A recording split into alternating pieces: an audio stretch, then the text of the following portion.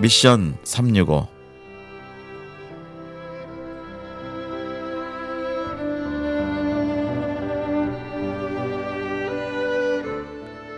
하나님께서 우리 한민족을 사랑하셔서 일찍이 세계 방방곳곳에 우리 한인들을 보내셨습니다.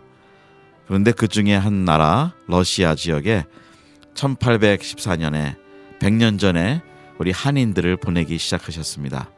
그것은 여러 가지 환경적으로 또 여러 가지 이유로 인해서 이주를 할 수밖에 없었던 일들이었지만 나중에 보면 그것이 하나님 계획 가운데 있었고 또 하나님 나라를 위해서 선교를 위해서 이미 하나님이 보내신 것을 저희가 볼 수 있습니다. 오늘 러시아에 많은 고려인들이 살고 있습니다. 그리고 그 고려인들을 찾아가서 하나님의 사랑과 말씀을 전하며 또 선교하시는 많은 선교사님들도 계십니다. 오늘은 우리 러시아에서 고려인 선교 20년 이상 하신 우리 이광성 선교사님을 스튜디오에 모셨습니다. 선교사님 안녕하세요. 네, 안녕하세요. 네, 어서 오십시오.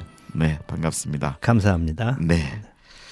네, 제가 서두에 우리 설명을 좀 드렸는데 고려인 그러면은 우리 지금은 이제 많이 알려져 있어서 이제 뭐 많이 보편화됐는데 처음에 제 기억에는 이 러시아가 열리면서 그 고려인들이 있다는 그 얘기들을 들을 때 저희가 굉장히 어떻게 새롭기도 하고 또 흥분도 되고 또 미지의 세계도 되기도 했었는데 우리 그 고려인 선교를 지금 담당하시는데요. 우리 이광성 선교사님 좀 선교사님 본인에 대해서 간단하게 소개를 해주시고요. 네, 우선 먼저 이 방송에 함께하시는 우리 선교사님들에게 좀 인사 말씀부터 시작하시면서 해주시죠. 안녕하세요. 세계에서 복음 사역에 힘쓰고 애쓰시는 선교사님들의 노고를 위로합니다. 또 함께 해주셔서 대단히 감사합니다. 모든 분들에게 안부의 인사를 전합니다. 네, 뭐 우리 선교사님들이 다 같이 또 선교라는 큰 부르심에 같이 하고 있는데 또 하시는 일들은 지역마다 또 다르고 또 사역들이 다 다양하고 그런데 오늘 우리 이 선교사님께서 지금 사역하시는 그 지역은 어디신가요? 보안상 뭐 문제가 없으면 다 좀 말씀 좀 해주시죠. 예, 네. 제가 선교하고 있는 곳은 러시아 수도인 모스크바에 있습니다. 네, 그 처음에 가신 연도가 언제신가요? 1994년 2월 11일에 모스크바 공항에 도착을 했습니다. 그러시면 지금 20주년이 넘으셨네요. 네, 2월 11일이면 만 20년이 넘었습니다. 그러시군요. 네. 그 20년 동안에 그 러시아에 많은 변화가 있었을 텐데 그 초창기에 94년이면 아직도 이제 막 초창기라고 볼 수 있는 거죠? 그렇습니다. 91년에 우리나라하고 수교가 됐고 그 이후에 그 여러 가지 러시아는 어려운 환경들이 있었습니다. 이제 체제가 공산주의 체제에서 자유민주주의 체제로 바뀌는 과정에서 그 시스템 붕괴로 인해서 여러 가지 어려운 상황에 처해 있었을 그런 환경이었을 때 제가 들어갔습니다. 네. 제가 들어가서 보니까 그때의 환경은 거의 그 사람들의 주식이 빵과 우유, 고기인데 그런 주식을 살 수가 없는 그런 상황이 있었습니다. 돈이 없어서 사지 못하는 게 아니라 유통 과정이 문제가 됐기 때문에 그들이 구할 수가 없는 그런 환경에 있을 때 제가 들어갔습니다. 네. 그러면 뭐 외국인으로 처음 같이 정착을 하시는 과정에도 똑같이 그런 뭐 생활 필수품이라든지 그 생활의 어려움은 같이 다 겪으셨겠군요. 그렇습니다. 그 사람들이 구하지 못하는 걸 뭐 외국인인 우리가 들어가서 구하는 방법은 없었고요. 당시에 보니까 뭐 쌀도 없고 또 그 휴지 하나도 없는 그 어디가 휴지가 있다 해서 가보면은 벌써 다 팔리고 없어요. 뭐 고기도 없고 하여튼 그 상점은 있는데 상점 안에 물건이 일체 아무것도 없습니다. 네. 예, 그런 상황이었었죠. 그러면 그 시간을 어떻게 견디셨나요? 그래서 대부분의 그 식료품까지도 거의 서울에서 공수를 했습니다. 네. 그때 비행기 편은 일주일에 2편씩 이렇게 있었으니까 네. 그래서 거의 쌀도 또 뭐 김치도 이렇게 서울에서 날라다 먹었죠. 네. 그러면 이제 지금 그런 시간을 지나시면서 이제 뭐 똑같이 다 어려움들을 통과하셨는데 고려인 선교에 대해서 이렇게 하나님이 처음부터 그 마음을 이렇게 주셨던 건가요? 그렇지는 않습니다. 저는 좀 특별한 경우인데요. 저는 그 원래 감리교 장로였습니다. 네. 장로였다가 신학교를 가게 된 것도 무슨 소명이 있어서 가게 된 것도 아니고 교회에서 장로가 이제 설교할 기회도 있고 가르칠 기회도 많고 그러니까 신학교를 가면은 유용하게 사용하겠다 그런 생각을 했었어요. 네. 근데 저희 아내가 우리가 한참 사업에 바쁠 때인데 사업을 같이 했습니다. 그러셨어요. 네. 네. 그래서 저희 아내가 하루는 그런 얘기를 하더라고요. 이렇게 우리가 사업만 하다가 그냥 돈만 벌다가 그냥 어느 날 죽게 되면은 너 뭐가 왔냐? 그러면은 돈만 벌다 왔습니다. 그럼 하나님 앞에 미안하지 않냐? 그러니까 우리가 언젠가 사업을 접을 때 이 시골 교회에 가서 무임 전도사라도 좀 하고 싶다. 네. 그렇게 아내가 그런 얘기를 해요. 네. 그래서 너무 그 생각이 기특해서 그날 저녁으로 그날로 바로 그 이튿날이에요. 그 이튿날로 해서 그 방배동에 있는 그 신학교에 가갖고서 그 아내가 등록을 했습니다. 네. 예. 그래서 등록을 해갖고 이제 신학교를 다니기 시작을 했어요. 네. 뭐 아내가 먼저 다녔죠. 네. 그러니까 뭐 회사에 기사들도 다 있지만은 근데 그 기사들을 밤늦게까지 대기하라고 할 수도 없어서 그 라이드를 제가 했어요. 그러셨군요. 운전기사가 돼주셨군요. 운전기사를 했죠. 네. 그래서 아내는 들어가서 공부하고 나는 운동장에서 기다리고 야간을 하니까 네, 네. 낮에는 사업을 하고 네.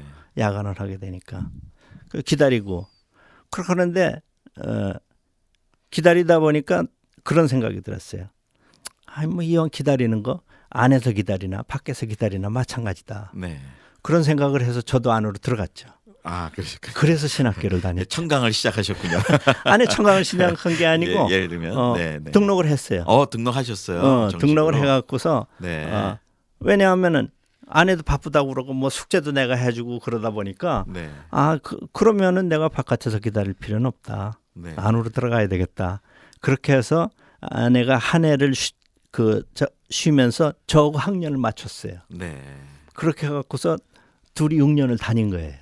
그러셨군요. 그래서 신학교를 목회를 해야 되겠다. 그래서 신학교를 간 것도 아니고 좀 더 섬기기 위해서. 위해서 신학교를 아내가 먼저 시작을 했는데 나는 아내 덕에 그냥 바깥에서 구경하다가 네. 신학교를 졸업한 이런 아주 특별한 케이스입니다. 하나님이 아마 처음부터 신학으로 부르셨으면 그때 뭐 사업도 하시고 바쁘시니까 그 말씀을 잘 순종을 못 하실 수도 있으셨겠네요. 근데 그럴 수도 있었겠죠. 그래서 결국은 하나님께서 우리 선교사님 정말 귀한 사역으로 인도하시기 위해서 그래서 졸업을 하고도 단 사람들은 안수를 받았는데 저는 안수를 안 받았어요. 네. 안수를 안 받아갖고 안 받아 있다가 제가 이제 갑자기 병에 걸리게 되죠. 그러셨어요. 네. 그래서 저는 뭐 일평생 감기 한 번은 앓지는 않은 사람인데 네. 그렇게 갑자기 아프게 되니까 이제 여의도 성모병원에 가서 그 사진을 찍어 보니까 뭐 간이 70%가 다 이미 망가졌어요. 그러세요. 근데 그 성모병원에서 하는 얘기 그 과장이 하는 얘기는 사람이 미련해도 이렇게 미련하냐. 네. 그렇게 얘기를 해요. 근데 그 간이라는 것이 그 본인이 자각할 때는 이미 늦었다고 그러더라고요. 네. 그래서 거기 갔을 때는 그랬는데 그러고 나서 거기서 이제 제가 한 달을 거기서 입원을 해갖고 있었는데요. 네. 입원을 했는데 그 한 달 입원하는 동안에 한 달 동안에 그게 거의 다 치료가 됐어요. 그러셨어요. 아무 치료를 안 했어요. 근데 70%가 훼손이 돼 있는 상태에서 정말 그건 기적이네요. 예.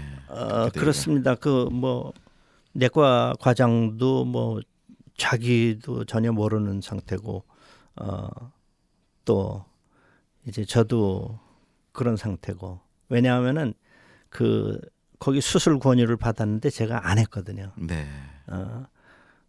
그 수술을 하면은 그 이제 간암이라는 판정이 나왔는데 암이란 것은 칼을 대면은 그 퍼지는 속도가 굉장히 빨라요. 네. 그래서 뭐 그렇게 갖고 죽느니 그냥 죽겠다. 네. 그래서 그걸 거부를 했어요. 네.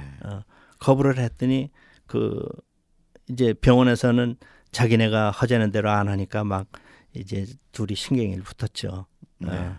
그래서 그렇게 해갖고서 결국은 그 수술 안 하고 그냥 닌겔밖에 맞은 게 없어요. 네. 한 달 동안. 네.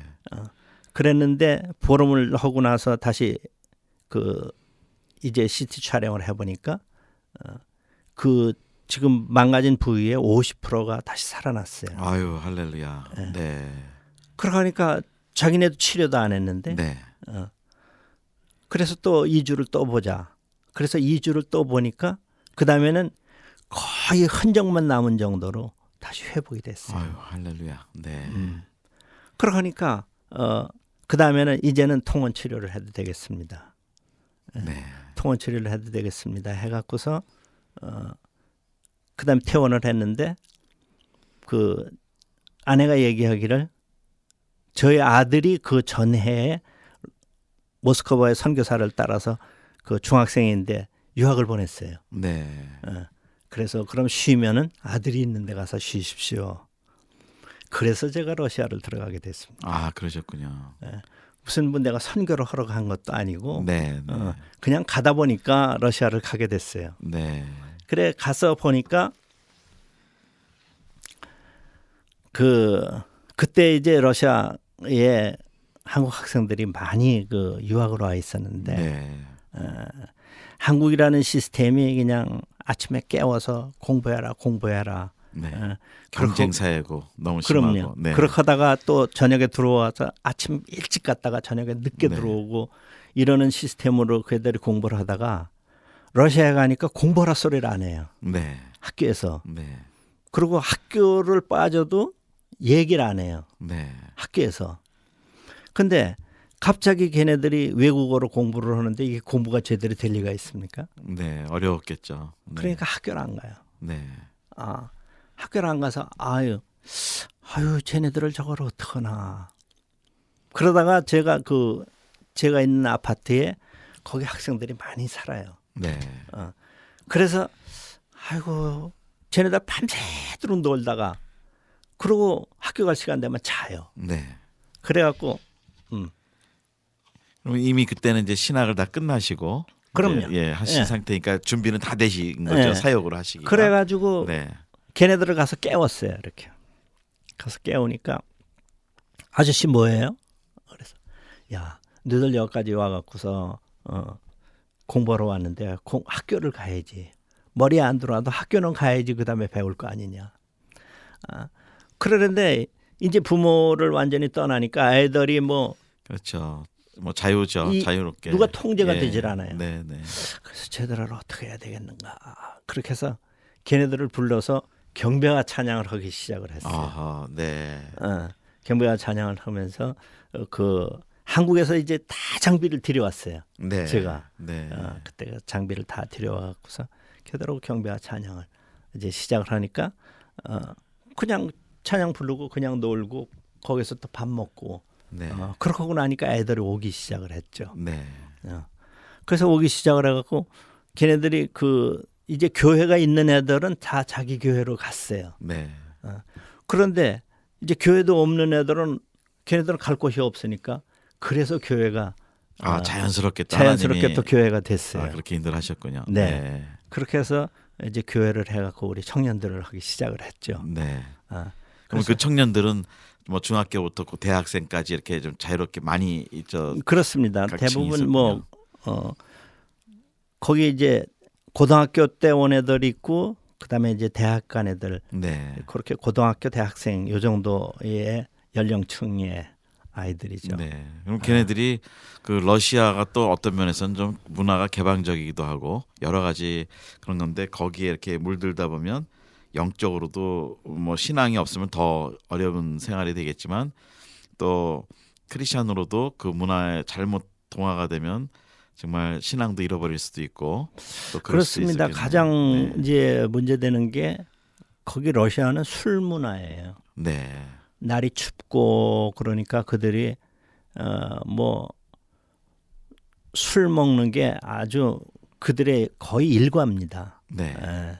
네. 일과이기 때문에 또 술 먹고 죽는 사람들도 많아요. 네. 1년이면은 모스크바 내에서만 술 먹고 얼어 죽는 사람이 100명이 넘어요. 아유, 그렇군요. 지금도 그렇습니다. 그거는. 그러니까 그 술은 소위 보드카라는 뭐 센 술 그런 건가요? 그렇죠. 보드카가 양주보다도 더 도수가 높은데 네. 그런 술을 먹고서 그 영하 20, 30도에서 바깥에서 넘어지면은 1시간 이내로 죽습니다. 네. 그러니까 잠들면서 죽는 거군요. 그렇죠. 네. 얼어서 바로 동사하죠. 아, 그렇군요. 그러니까 뭐 러시아 의과대학은 시체가 없어서 교보제로 못 하는 건 아니군요. 그런 경우는 없습니다. 네. 얼마든지 있어요. 그러니까 네. 네. 뭐 1년이면 뭐 100명 이상씩 그거에 들어오니까 네. 다 그렇게 할 수 있는 이제 그런 곳에서 생활하다 보니까 이제 처음에 부모 떠났죠. 그 다음에 누가 통제하는 사람 없죠. 네. 그런데다가 또 언어는 안 되죠. 네. 그렇게 하니까 거의 상실감에 있는 그럼 애들이 그런 친구들을 이제 모아다가 네. 처음에는 뭐 같이 노래하고 이러면서 이제 점점 신앙이 들어가기 시작을 했죠. 네. 그러면 유학을 와도 거기서 유학을 성공할 수 있는 확률은 생각보다 쉽지가 않겠군요. 애들이요. 난 좀 그랬습니다. 난 부모하고 같이 안 가는 유학은 사실은 저는 권장하지를 않아요. 네. 지금 뭐 우리나라가 그 아이들 공부에 거의 부모들이 올인하는데 네. 부모들이 올인하려면은 같이 가든지. 네.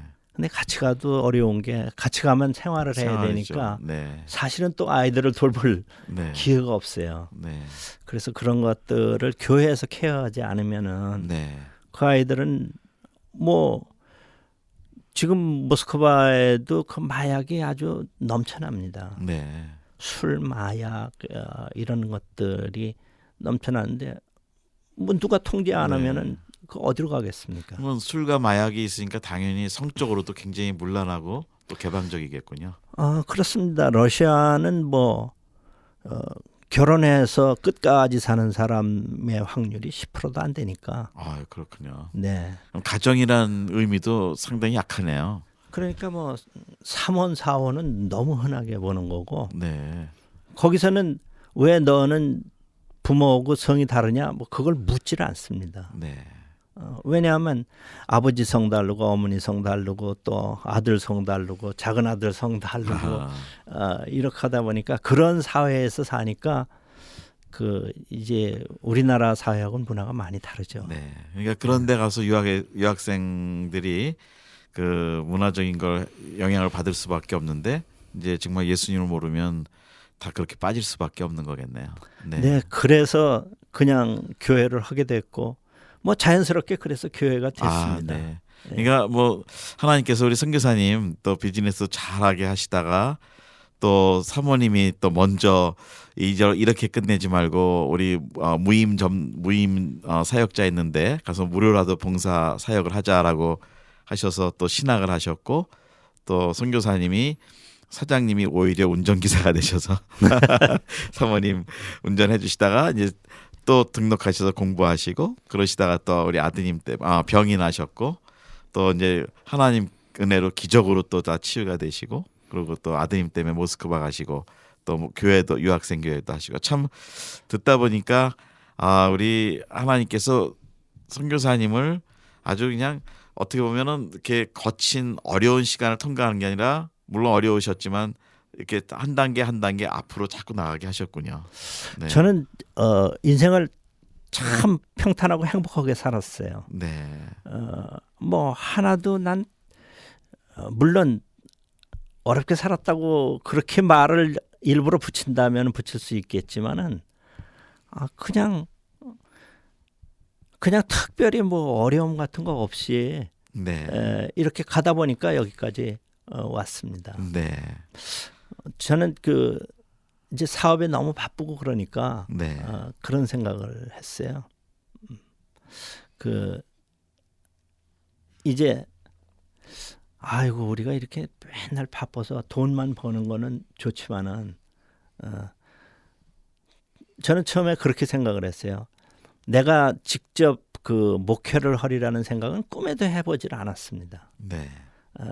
나는 열심히 돈 벌어서 장로로서 열심히 선교하고 열심히 후원하는 물질 장로가 되겠다. 네. 그렇게 생각을 했습니다. 그리고 난 생각에 이렇게 이것도 하고 안 되고 저것도 하고 안 돼서 주님의 일을 했다. 좀 그러는 게 별로 안 좋더라고요. 네. 그래서 나는 주님의 일을 할 때는 정말 뭐든지 잘 됐기 때문에 내가 주님의 일을 해야 되겠다. 네. 그렇게 생각을 했어요. 네. 그래서 내가 주님의 일을 할 때는 정말 잘 됐기 때문에 내가 안 한다. 네. 이렇게 해야 되겠다. 그렇게 생각을 해서 내가 손 뗄 때는 정말 사업이 잘 될 때입니다. 네. 사업이 최고조에 올랐을 때 그럼 내가 하나님 손 떼겠습니다. 네. 그렇게 해갖고서 그때 손을 떼었죠. 예. 일반적으로 많은 분들이 그렇게 사업이 잘 되면 조금만 더 하고 이제 그런 식으로 생각하다 보면 자꾸 그걸 놓치는 기회가 많은데 우리 선교사님은 그거를 과감하게 그냥 끊으셨군요. 그렇습니다. 저는 전혀 미련이 없었어요. 네. 그래서 저희 동생들이 제일 이해를 못해요. 네. 왜냐하면 친척들 중에서도 아니 돈이 저렇게 잘 벌리는데 네. 저렇게 이제 시스템이 다 갖춰져 있어서 네. 가만히 있어도 돈이 들어오는데 네. 그러는데 무슨 그만두고 선교사를 간다고 그러냐. 그래서 이해를 못하고 그랬는데 그때 선교사 가실 때가 아까 말씀하신 게 50이 넘으셨을 때 가셨다 그랬는데 그러면은 선교사로 가시면 또 이제 재정도 필요하고 여러 가지가 필요한데 어떻게 보면 재정적으로 또 이제 모험을 또 하시는 거거든요. 사실은 그렇게 안정된 데 계시다가 그때 그 마음은 좀 어떠셨나요? 그래서 저는 처음부터 어디 후원 교회를 후원해 주는 교회를 찾지도 않았습니다. 네. 처음부터 자립을 해야 되겠다. 내가 자비량을 해야 되겠다. 네. 그렇게 생각을 했기 때문에 어디를 가서 뭐 날 후원해 주십시오. 뭐 그렇게 얘기한 적도 없고 네. 누가 후원해 준 적도 없습니다. 그러면 처음부터 아예 선교사님의 특별한 케이스는 자비량으로 출발하시도록 하나님의 은혜를 주셨군요. 네. 그렇습니다. 네. 그거 하기 위해서 하나님이 나에게 또 물질 축복을 주셨고, 네. 네. 그래서 내 평생 뭐 먹고 살 거는 있는데 내가 가서 네. 할 수 있겠다. 네. 그런 생각을 했죠. 그러면 지금 이제 사업하시고 또 그러신 일 중에 이렇게 선교사로 변환이 되신 이 인생의 과정을 뭐 어떻게 지금 평가하신다면 후회하시거나 어떤 뭐 좀 평가를 어떻게 하시나요? 너무 행복하죠. 그러세요. 네. 제가 그런 생각을 했어요. 사업을 하면서 늘 사업을 하면 뭐 돈도 많이 벌리지만은 늘 시간이 쫓기죠. 네. 시간이 없죠. 네. 그러면서 이런 생각을 했습니다. 우리가 좀 한가해질 수가 있을까? 네. 한가해지면 저 청평 같은데 그 별장을 하나 사놓고 그 별장에서 눈이 오는 창가를 바라보면서 그러면서 그 고생한 아내하고 둘이 앉아서 흔들 의자에 앉아서 네. 맥스웰 커피를 한 잔 먹으면 예, 뭐 영화의 한 장면이네요. 그런 생각을 했어요. 네. 그런 생각을 하면서 그렇게 하면 좋겠다. 네. 이렇게 생각했더니 하나님이 얼마나 축복하셨는지 그걸 맥스웰 한 잔이 아니라 1년에 6개월을 눈 오는 창가를 바라보면서 커피를 먹을 수 있도록 하나님이 그렇게 축복을 하시더라고요. 네. 더 좋은 영화를 쓰고 계시네요. 네. 그래서 이렇게 생각만 해도 하나님이 이렇게 축복을 하시는구나. 네. 그런 생각을 했습니다. 그러시군요. 자, 그러면 이제 그 선교사님의 그 선교사님으로 부르시는 과정을 잘 또 말씀해 주셨는데 그 남들이 사실은 어려운 과정을 벗어나서 저도 뭐 선교사님도 말씀을 해주셨지만 좀 편한 사역 아니면 좀 더 꼭 좀 하고 싶은 사역들이 넘어가는 게 그 현지인 사역에서 시달리고 하다가 사실은 한인교회나 이렇게 좀 이제 안정이 되면 그렇게 넘어가잖아요. 근데 네. 선교사님은 그렇게 안정되고 편한 사역을 하시다가 편한 건 아니지만 그렇게 하시다가 이제 현지인 사역, 이제 고려인 뭐 고려인이지만 분명 현지인들이거든요. 우리랑 다른 사람들인데 이제 그 사역을 또 시작하시게 됐는데 그 계기나 동기는 어떻게 되셨나요? 제가 그 한인 교회를 하면서 잘 순조롭게 그 성장을 했어요. 네, 성장을 했는데 그래서 이제는 내가 이제 한국으로 돌아가야 되겠다 그런 생각을 했습니다. 네, 그래서 후임자를 맡기고 사실 한국에 와서 1년 동안을 있었죠. 네, 1년 동안을 있어서 이제 다시 그다음에 1년 후에 모스크바를 이제 다시 들어갔습니다. 다시 돌아가 보니까 내가 한국으로 빠져나와야 될 형편이 안 되더라고요. 네, 현지 사정이요. 현지 러시아의 그 사역이. 네. 사정이. 네, 그래서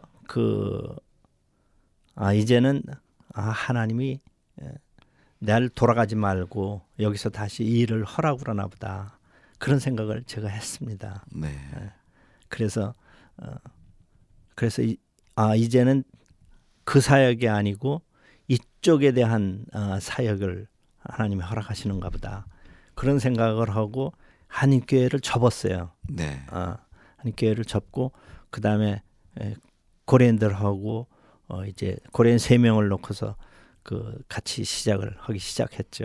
네, 같이 시작을 하면서 그러면서 이제 조금씩 전도를 하고 그들이 또 돌아온 사람들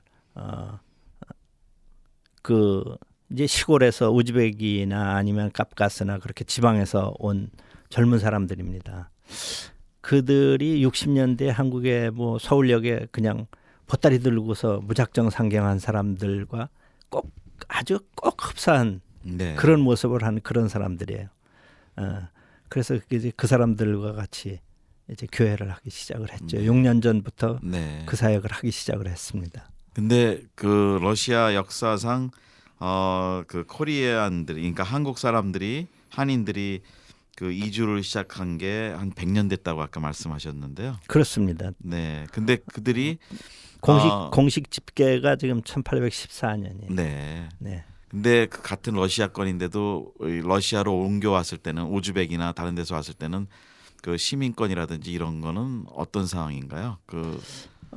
이제 러시아가 옛 소련이 연방 국가였죠. 네. 그러면서 이제 소련이 분개되면서 지금 러시아와 15나라로 그게 다시 분할됐습니다. 네. 그러면서 이제 각기 독립이 됐죠. 각기 독립이 되니까 이제는 소련 사람이 아니고 이제는 각자 다른 나라 사람이 됐습니다. 네. 다른 나라 사람이 되다 보니까 제일 많이 있는 이제 고려인들이 우즈베키스탄에 있는 고려인들이 제일 많이 있었죠. 그러니까 이제는 다른 나라 사람이 된 겁니다. 네. 다른 나라 사람이 되니까 그들이 국적이 다르니까 그 이쪽에 러시아로 오면은 비자는 없이 왔다 갔다 할 수 있는데 네. 러시아 국적이 없으면 모든 것에서 차별을 받습니다. 네. 그래서 처음에는 그들에게 국적을 받는 그거를 그 안내를 해줬죠. 네. 그 사람들은 뭐 잘 모르고 그러니까. 그래서 지금은 이제 처음에 오는 사람들은 물론 국적이 없죠. 네. 국적이 없지만은 또 이제 국적을 뭐 취득하는 여러 가지 방법이 있습니다. 네. 그래서 그들이 이제 국적을 취득을 해서 이제 러시아 사람으로 네. 그렇게 하고 있죠. 그분들이 기본적으로 뭐 이렇게 복음을 들을 수 있는 그 환경은 처음에 옛날에는 아니었기 때문에 이렇게 복음을 전하고 그래야 될 필요도 지금은 많이 있는 거죠. 우리 고려인 상대로. 네. 그렇습니다. 그들이 온 친구들은 거의 복음을 모르고 오죠. 네. 근데 사실은 처음에는 이제 필요에 의해서 교회에 나왔다가 네. 이제 복음을 받는 거죠. 네. 그렇군요. 그래서 지금은 뭐 그들이 참 아주 믿음이 좋아진 네. 그런. 근데 뭐 케이스입니다. 겉으로 보면은 한국 사람들하고 뭐 외모는 거의 비슷한 것 같아요. 좀 보니까. 이제 한국 사람들의 특징이 그 혼혈이 잘 안 돼 있어요. 네. 네. 그들끼리만 결혼하고 그랬기 때문에 네. 오히려 더 그 아주 잘 결속이 돼 있군요. 그 보존이 돼 있군요. 네. 그럼요. 네. 한국인의 그 혈통이 잘 보존돼 있어요. 네. 네. 잘 보존이 돼 있고 그 문화가 그냥 보존이 돼 있는데 그런데 이제 거기서 교육받고 거기서 생활하다 보니까 얼굴은 한국 사람하고 똑같은데 생각은 러시아 사람이에요. 그렇죠. 네. 네. 그리고 자기가 한국인의 혈통은 있지만 한국인이라는 생각은 많이 안 하겠네요. 그럼요. 그 전에 지금은 이제 한국이 좀 잘 살고 네. 그러니까 한글도 배울 필요가 있다 이런 생각을 하지만은 뭐 몇십 년 전만 해도 거의 필요가 자기네는 없었으니까 네. 한글을 배우지도 않았고 또 한국 사람이라는 생각도 거의 없었어요. 네. 이제는 이제 우리나라가 좀 잘 살고 그러니까 우리도 한국 사람이고 네. 우리도 이제는 한글도 배워야 되겠다. 네. 그런 생각을 하게 되죠. 근데 그들이 살면서 이제 그 역사를 보면 뭐 고르바초프 때 이제 오픈이 됐지만 스탈린 땐 무조건 강제로 막 기차에 태워서 어디를 가는지도 모르지만 가다가 그냥 평원에 떨어놓고 그랬다는 얘기를 제가 좀 들어본 적이 있는데요. 그 사람들이 진짜로 디아스포라이죠. 네. 원래가 이 조선에서 넘어간 사람들은 만주로 넘어간 거거든요. 네. 근데 만주로 넘어가서 이제 그 백두산 일대가 그 청나라의 그 신성시 하는 자기네 혈통이 거기서부터 나왔다고 그 네. 청나라는 생각을 하는 그런 나라입니다. 그래서 네. 250년 동안 그 봉금 정책을 실시했어요. 네. 그러니까 봉금 정책이란 뭐냐면은 백두산 일대 약 400km 가량을 아무도 못 들어가게 사람이 못 들어가게 했죠. 네. 그래서 그냥 버려진 땅이었습니다. 네. 그러는데 기근에 시달렸던 사람들이 거기 가니까 버려진 땅이 있다. 네. 그래서 사람들이 대거 이주를 했죠. 그렇게 된 거군요. 네, 네. 그렇게 되니까 이쪽에서 핍박받고 그러니까 그 사람들은 양반이 아니죠. 네. 그러니까 핍박받고 굶고 헐벗은 사람들이 그냥 무작정 간 것이 만주입니다. 만주. 네. 만주에 가서 개간을 하니까 다 자기 거거든요. 네. 그렇게 그때는 해서 그러면 중국에 속해 있는 땅은 중국 땅이었었나요, 그게? 그때는 거기 경계가 거의 없었죠. 네, 네. 그냥 조선 땅도 아니고 중국 땅도 아니고 러시아 땅도 아니었 네. 그런 땅이었습니다. 그랬는데 세계 제2차 대전이 끝나면서부터 이제 나라 국경이 구획되기 시작을 했죠. 네. 그래서 거기로 모였던 만주 사람들이 중국으로 편입된 사람들은 조선족이고 네. 러시아 국경에 이쪽에 사는 사람들은 고려인이고 그 연해주 근처로요? 그렇죠. 네. 다 거기서 그냥 네. 국경이 갈리는 바람에 네. 그렇게 된 겁니다. 네. 그래서 사실은 조선족하고 고려인들이 다 같이 뭉쳐서 사는 아, 근데 거거든요. 경계만 러시아하고 중국으로 바뀌었군요. 그 네. 러시아 경계가 바뀌니 국경이 세워지니까 네. 이쪽은 러시아 사람이 된 거고 이쪽은 중국 사람이 된 거예요. 그 러시아 사람들이 있던 곳이 이제 그러면 블라디보스톡이라는 그 근처. 그렇죠. 네. 다 그쪽에 살던 사람들이 1937년에 이제 스탈린이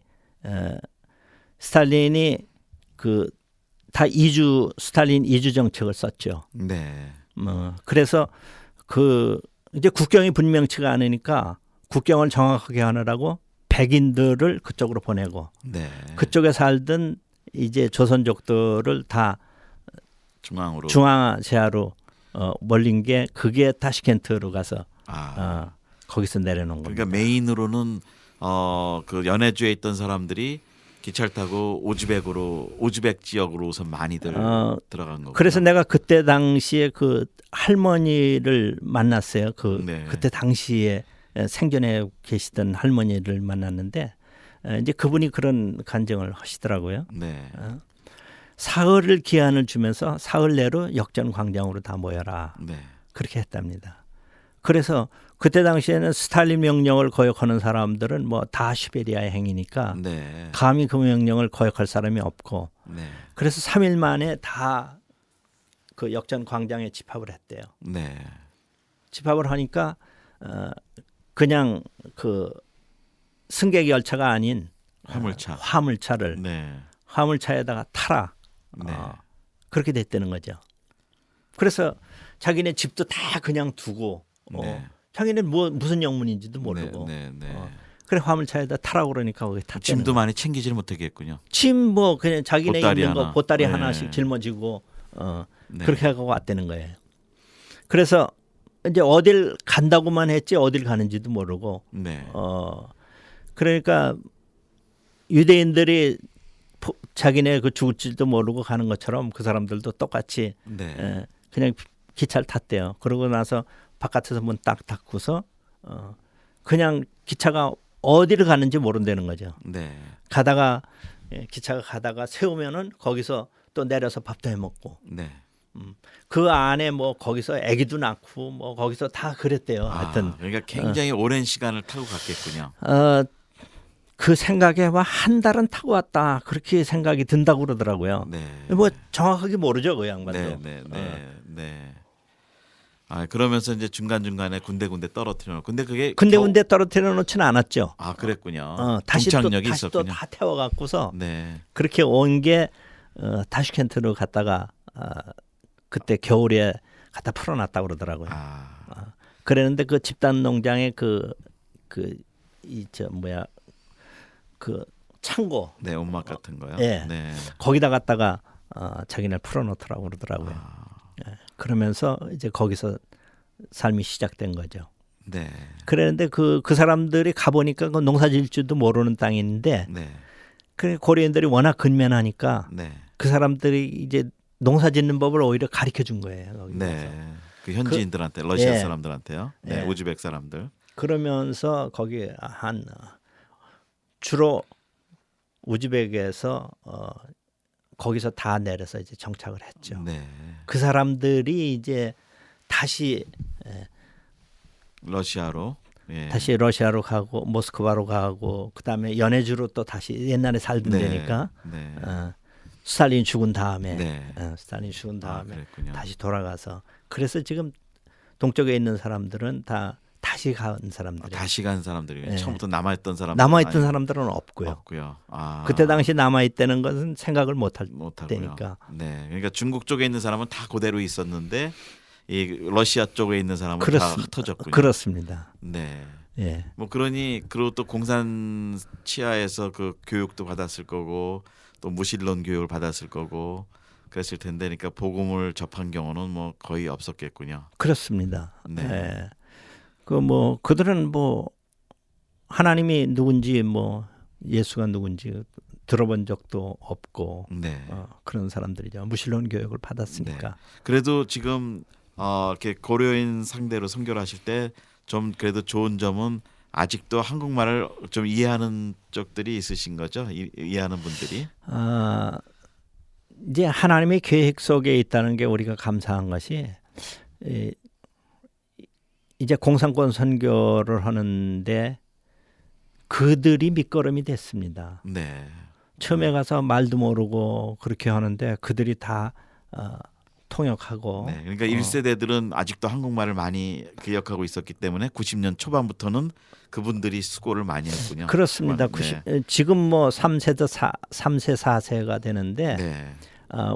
물론 1세는 공부를 했죠. 공부를 못한 사람들이에요. 네. 1세들은. 1세들은. 네. 그러나 2세들 거기서 정착한 사람들은 네. 러시아 공산주의 정권에서 네. 교육을 시켰기 때문에 네. 그들은 공부를 했죠. 네. 네. 그래서 공부를 했고 그다음에 부모로부터 들었으니까 네. 어느 정도 의사소통이 가능했던 거예요. 또 말도 자기들이 할 줄 알고요. 네. 네. 네. 말도 알고. 그래서 그 사람들이 아주 유용하게 하나님 복음 사역에 쓰여졌죠. 아, 그러셨군요. 네. 지금 그러면 목사님께서 사역하는 대상은 3세, 4세 정도 되겠네요. 그렇습니다. 네. 지금은 최소한 3세는 됩니다. 네. 그래서 그 3세 정도 되면 거의 한국말은 못해요. 네. 거의 한국말은 못하고 지금 그래서 교회에서도 그 한글을 가르치죠. 아, 그렇군요. 네, 한글. 그럼 이 사람들이 이제는 자기 조상의 그 나라라는 개념은 이제 생기기 시작하겠군요. 한국이라는 개념은. 그러니까 그 국가가 잘 살아야 된다는 게 네. 그렇습니다. 이제 자기네들이 떳떳이 말할 수 있는 거예요. 우리는 한국 사람이다. 네.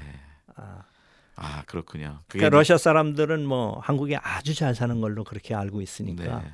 오히려 그러면 약간 현지 러시아인들도 그 까레이스키라고 고려인들을 대하는 태도가 조금 이제 많이 개선이 되겠군요. 그렇습니다. 너무 무시하거나 그러지 않고. 뭐 그들이 무시당했던 사람들인데 네. 이제는 좀 조국이 잘 사니까 네. 이제는 거기서 무시당하는 그런 민족은 아닌 걸로 자기네들이 대접을 받으니까 네. 이제 긍지가 생긴 거죠. 네. 그러면 현재 그 고려인들이 모스크바에 와 있을 때 이주하고 그런 사람들이 아직도 계속 오는 사람들이 많이 있나요? 계속 옵니다. 아, 그렇군요. 그래서 저희 교회가 그 젊은 교회가 된 이유가 노인들은 그냥 있고 네. 이제 젊은이들은 새로운 세계로 가야 되겠다. 그래서 모스크바로 온 사람들이 많거든요. 네. 뭐 어차피 러시아 말도 완벽하게 하는 사람들이고 또 뭐 걔네들은 공부 다 한 친구들이니까. 그렇군요. 그 사람들은 이제 러시아가 고등학교까지 의무교육이니까. 네. 그리고 러시아는 문명이 없습니다. 아, 그렇군요. 러시아가 참 저력 있는 나라예요. 네. 그래서 그 문명이 없기 때문에 다 고등학교까지는 의무교육을 마친 사람들이니까. 네. 그 사람들이 이제 와서 이제 정착하는 게 조금 어렵지. 네. 한국 사람들은 머리가 좋으니까 네. 또 금방 자립을 합니다. 아, 그렇군요. 네. 네. 그리고 이미 교육받은 사람들이 이주는 했지만 상당히 수준 있는 뭐 공부한 사람도 있을 거고 또 전문가도 있을 거고 그러겠네요. 그 고려인들 중에. 물론 그렇죠. 대학을 네. 졸업한 사람들도 네. 많이 있고. 네. 또 그렇죠. 또 한국 사람들은 이제 교육열이 있기 때문에 네. 비록 그들이 그런 정권에서 살았지만은 한국 사람이 피가 있어서 그런지 네. 아주 자녀들 교육을 잘 시켰어요. 아, 그렇군요. 그건 전통이군요. 우리 네, 한국 사람들의 전통. 그거는 뭐 누가 가르쳐 주지 않은 전통 같아요. 네. 그래서 그 전에도 그 중산층으로는 살았습니다. 네. 물론 최고위층으로는 올라가지 못했지만은 이방 민족이니까 네. 경제적으로는 좀 안쪽으로 됐군요. 안쪽으로 살았는데 네. 이제는 다른 나라로 왔으니까 러시아는 네. 또 다른 나라니까. 그렇죠. 그들 와서 정착하는데. 근데 그들이 그 생활 양식은 뭐 이렇게 TV나 이런 거 볼 때는 아직도 김치도 만들어 팔고 뭐 그런 그 한국 전통적인 음식과 그런 것들이 많이 아직도 남아 있다고 이렇게 봤거든요. 그렇습니다. 지금 뭐 중국의 조선족이나 고려인들이나 오히려 한국보다도 더 옛날 전통이 많이 남아 있죠. 네, 그렇군요. 네.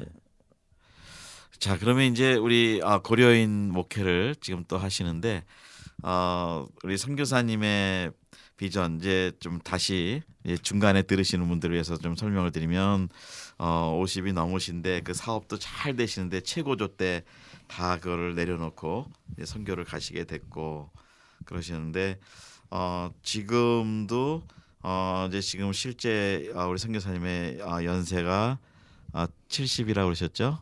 네. 네. 예, 근데 아주 뭐 굉장히 건강해 보이시고 또 간 경화 70%까지 간이 문제가 있으셨는데 기적으로 하나님이 치료하셨는데 지금은 이제 문제는 건강은 다 괜찮으시죠? 저는 뭐 아주 건강합니다. 아, 네. 네. 건강해 보이시고 또 그러시는데 그러면 앞으로도 우리 한국 상황에서는 70세면은 이제 목회도 은퇴를 하신 거거든요. 네. 근데 어떻게 선교사님 계획은 지금 어떠신가요? 저는 선교의 패러다임을 그렇게 생각을 하고 있습니다. 우리가 후원받는 선교, 선교지에서는 그렇게 생각을 하고 있죠. 근데 그게 잘못하면은 성도들을 거지로 만들 수 있어요. 네.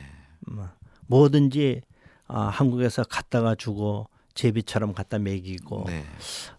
뭐 그게 일정 필요할 수도 있습니다. 네. 근데 전 처음부터 그거는 선교 물론 선교지만은 선교가 이게 바뀌어야 되겠다. 네. 그런 생각을 했습니다. 현지인에 의한 현지에서의 선교, 전 그것을 모토로 하고 있었거든요. 네. 그래서 우리 성도들에게도 우리는 어디서 후원받지 않는다. 네. 그러나 우리는 선교하는 교회다. 네.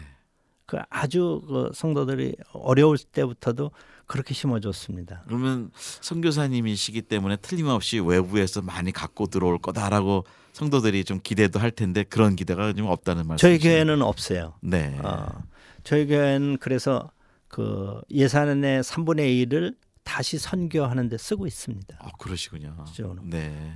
저희 그럼 교회는 성도님들이 선교비를 또 낸다는 말씀이시네요. 아시고. 그럼요. 네. 저희는 교인의 약 80%가 그 11조를 합니다. 네. 그래서 물론 자립이 되죠. 네. 지금 뭐 주일 참석 인원이 뭐 100명 미만인데 네. 그 정도 인원을 가지고서도 자립이 돼요. 헌신이 되셨군요. 네, 자립이 네. 되고 또 우리가 선교할 수 있고. 네. 저도 지금 가봤지만 그 80명 뭐 100명이라면 사실은 작은 교회가 아니거든요. 그쪽에서 제가 볼 때는 굉장히 아주 안정된 목회를 하시네요. 네. 그렇습니다. 현재 그 정도 인원이면은 지금 러시아에서는 큰 교회 축에 그러면 속하죠. 네, 맞습니다. 예. 네. 그래서 우리가 이제 선교하는 거는 현지 선교를 이제 다시 또 하고 있는데 네. 그래서 하여튼 예산의 30%는 무조건 선교를 한다. 네. 그래서 그 현지인 선교를 저희가 그러면 오히려 그 담당하고 예산을 있죠. 가지고 다른 선교 러시아 안에 있는 다른 지역의 그 선교들을 돕는다는 말씀이시죠? 그렇죠. 네. 네. 그렇군요. 그러면 뭐 거기 안에 이제 또 그 사역자들도 나오고 아니면 또 어느 지역에 자기가 가서 뭐 하겠다 그러면 또 지원도 해주시고 또 그래서 뭐 한국식으로 선교사의 숫자를 늘려서 뭐 금액을 이렇게 나눠서 주는 그런 선교를 저희는 지향하려고 합니다. 네. 그래서 한 선교사를 밀더라도 완전히 자립을 할 수 있게끔 네. 확실하게 그렇게 밀어줘서 그 사람이 또 다시 선교할 수 있게끔 네. 그런 정책으로 저희가 네. 그렇게 선교를 하고 있습니다. 네.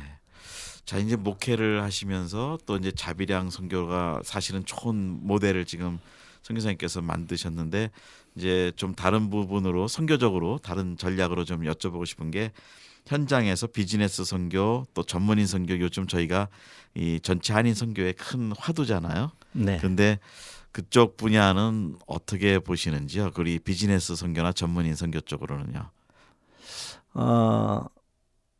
저는 내가 사업을 해봤던 사람이고, 네. 그래서 제가 하나님 앞에 이제 약속한 거는 내가 돈은 벌지는 않겠습니다. 네. 러시아 가보니까 아주 돈 벌 게 많아요. 네. 그래서 야, 여기 돈이 그냥 날아다니는구나 이런 생각을 네. 했습니다. 네. 그랬는데 내가 돈을 벌면은 물론 더 유용하게 어떻게 생각하면 유용하게 쓸 수도 있죠. 그러나 나는 내가 돈을 벌지는 않겠다. 그러나 내가 돈 버는 기술은 아니까 네. 우리 성도들에게 가르쳐 줘야 되겠다. 네. 그런 생각을 했습니다. 네. 그래서 하나님, 저는 내가 직접 돈은 벌지는 않겠습니다. 그러나 내게 하나님이 능력 주셨으니까 네. 내가 저들에게 그걸 가르쳐서 네. 저들이 돈을 벌도록 하겠습니다. 그렇게 하죠. 그래서 그러시군요. 제가 이제 신앙도 저들에게 가르치지만은 네. 또 한편으로 경제도 가르치고, 네. 그래서 그들이 빈손 들고 와갖고서 정착할 수 있도록 네. 다 물론 내가 물질을 후원해서 하지는 않습니다. 네. 일부러. 네. 그러나 방법은 가르쳐 주죠. 네. 뭐 그게 이제 사실은 중요한 전략 중에 하나죠. 네. 네. 우리 뭐 선교사님께서 직접 그 돈을 번다는 것보다도 그 교인들이 자립되고 경제적으로도 안정이 될 수 있도록 그것도 영적으로도 그렇고 또 경제적인 것도 가르쳐 주신다는 게 굉장히 중요한 전략인 것 같아요. 네. 그래서 금년에 이제 저희는 우리 아직 교회가 없습니다. 네. 아직 교회가 없는데 건물이 거의 없으시죠? 교회 건물이 네. 없죠. 네. 그래서 교회 건물을 하는 것도 중요한데 금년에 우리 교회에서 10가정이 집을 사자. 네. 그래서 집을 사는 거를 이제 알려주겠다. 네. 예, 건축이 시작된 거군요. 교회 건축이. 아니요. 우리 성도들의 집을 사자. 성도들 집을. 네, 네. 성도들의 집을 사자. 네. 그러면은 성도들이 집을 사는데 집을 살 만큼 돈을 모은 게 아니거든요. 네. 그런데 돈은 어딨냐 그렇게 얘기를 하면 은행에 있습니다. 이렇게 대답을 해요. 네. 그래서 은행 돈을 빌려서 이렇게 하고 돈이 없이도 집을 사는 방법을 이제 제가 알려주죠. 네. 그렇게 해서 금년에 10가정 정도를 집을 사게 할 예정이에요. 그러시군요. 네. 네. 그래서 네. 그러면서 우리도 이제 교회를 짓는 그 종잣돈을 마련하자. 네. 그래서 지금 그 예산의 3분의 1은 종잣돈으로 또 만들고 있습니다. 그렇군요. 그러니까 교인들이 우선 저 집이 없는 사람들이 집을 가질 수 있도록 네. 교회 프로젝트로 지금 하시는 거군요. 우리 교회에 집을 가지고 있는 사람이 한 사람밖에 없어요. 그렇군요. 아직은 이주한 사람들이라 네. 어렵군요. 네. 그래서 네. 금년에는 10가정이 갖자. 네. 지금 이렇게 시작을 하죠. 네. 그럼 교회 건물은 지금 어디 저 러시아 교회랑 같이 쓰시는 건가요? 네. 네. 러시아 교회하고 지금 같이 네. 쓰고 있죠. 네. 그러시군요. 네. 그럼 성도님들이 그 양쪽을 다 배운다면 좋겠네요. 그 자기 삶의 경제적인 그 원칙이나 이런 거를 또 그 선교적인 차원에서도 배우고 또 자기 자립도 배우고 특별히 그러니까 목사님은 그 두 가지를 지금 집중하시는 거군요. 그 목회 전략이. 네, 그렇습니다. 먼저 영적으로 거듭나야 되겠지만은 자기가 육신의 것들도 이 땅에서 복을 받아야 되니까 네. 네. 영혼이 다 같이 복을 받는, 영혼과 육체가 복을 받는 네. 그런 선교를 하고 있습니다. 네. 그럼 또 교회 안에 이제 한글 학교도 아까 하신다고 그랬고, 예. 네, 한글 프로그램도 하시고, 네, 그럼 또 교회 고려인 나오는 자녀들, 그러니까 지금 한 4세대고 뭐 이런 어린 자녀들도 지금 대상으로 한글 교육을 하시는 건가요? 아니면 그 당사자들을 교육하시는 건가요? 아이들까지 다 하죠. 네, 네. 그렇군요. 네. 네. 자, 이제 그러면 선교사님이 앞으로 뭐 계속 은퇴 없이 하시겠다는 이제 비전이 있으신데 그래도 어느 정도 뭐 이렇게 몇 개년 계획이라든지 당장 앞으로 하시고자 하는 그 계획은 언제쯤 되시는 어느 정도 또 계획이 있으신지. 네. 그래서 내가 앞으로 10년만 더 하겠다. 네, 그렇게 네, 얘기를 했죠. 네, 네. 아, 그러시군요. 아, 그러면 이제 여든이 되시는데 예, 그러면 그 10년 동안 뭐 계속 선교하는 교회를 이제 하시는 거죠. 그렇습니다. 저희가 10년 동안의 선교의 열매를 맺어야 되겠다. 네. 열매라기보다는 뭐 우리 교회로서는 선교 열매겠지만은 선교가 앞으로 이런 방향으로 진행돼야 될 것이 아닌가. 네. 저는 그렇게 생각을 합니다. 네. 이쪽에 한국에서나 미국에서 이렇게 후원을 받아서 몇십 년이 지나도 계속 후원만 받는 네. 그런 선교가 아니라 네. 처음에는 뭐 후원을 받을 수 있겠죠. 그러나 빨리 자립해서 네.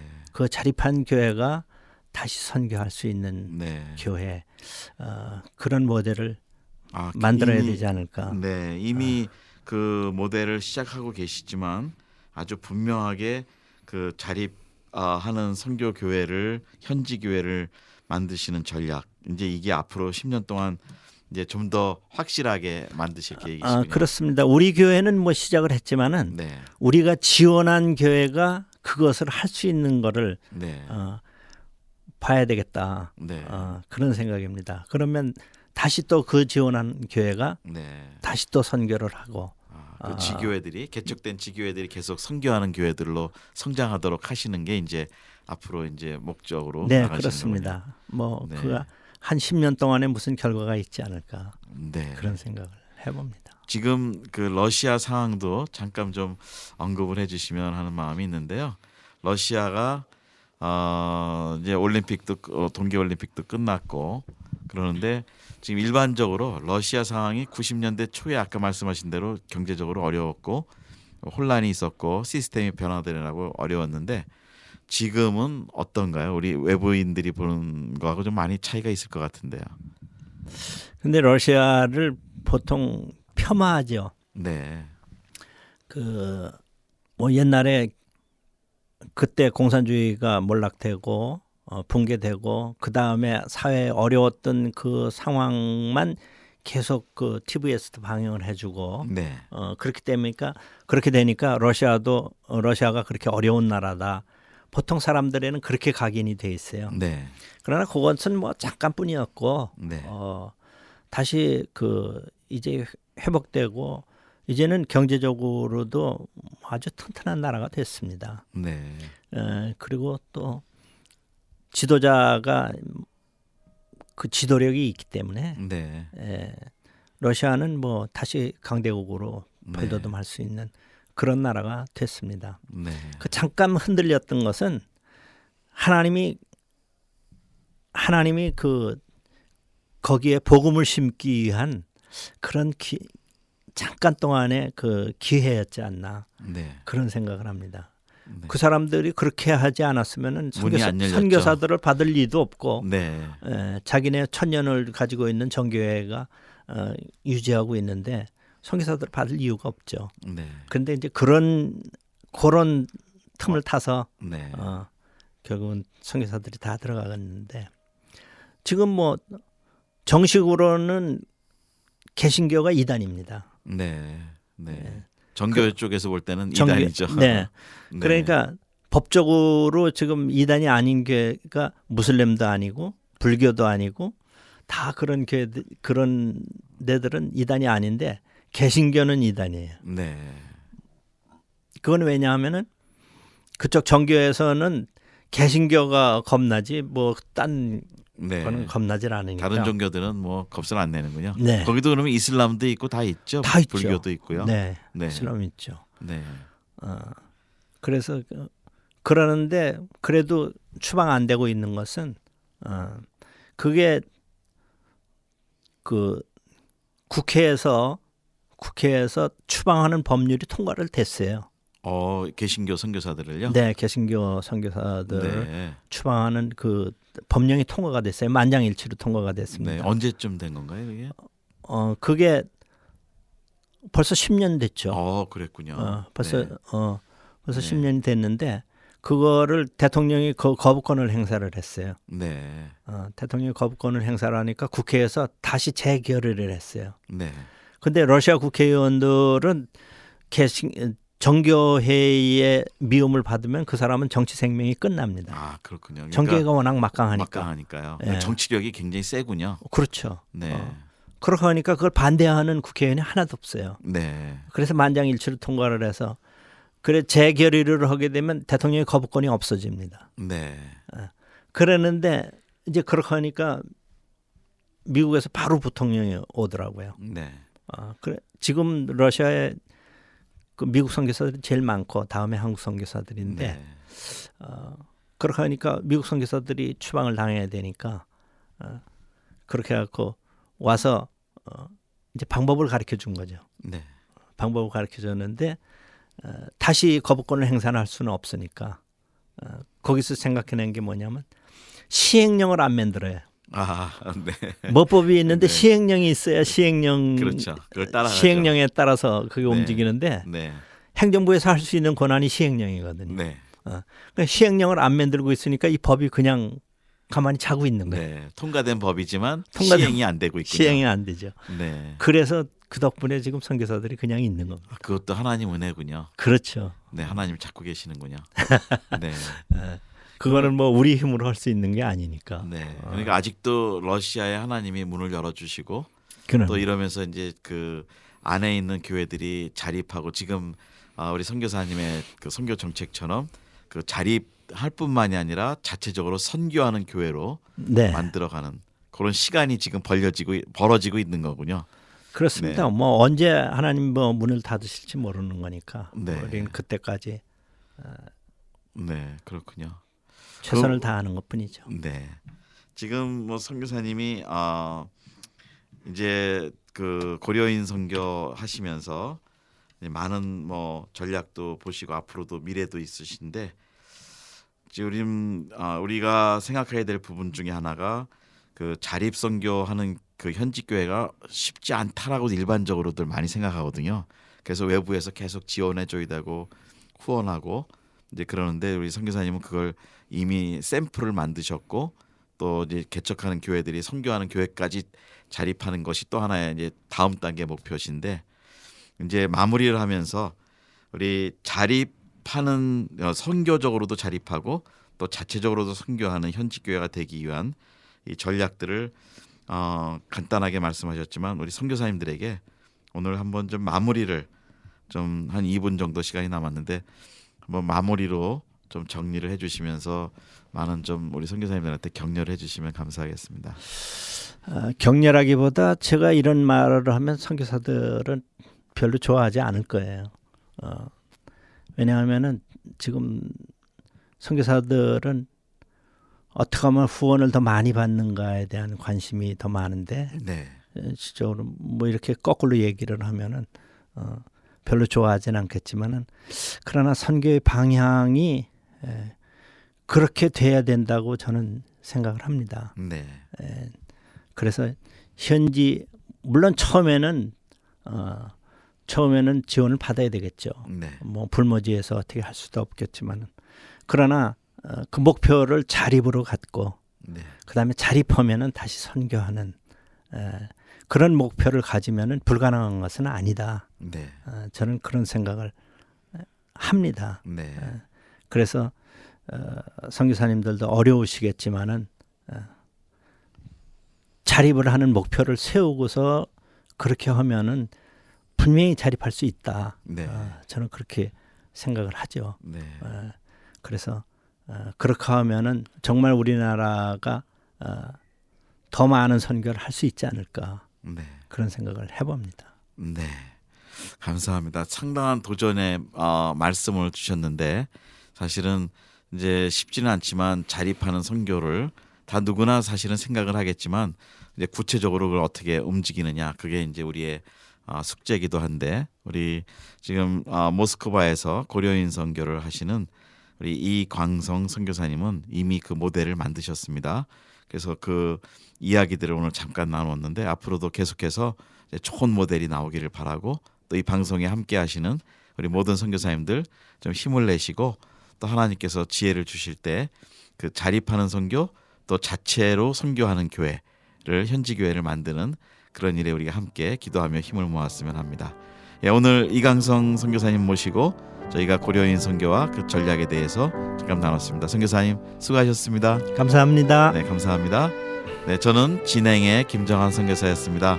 선교사님들, 성도님들 다시 뵐 때까지 안녕히 계십시오. 주의 사랑으로 축복하고 인사드립니다. 감사합니다.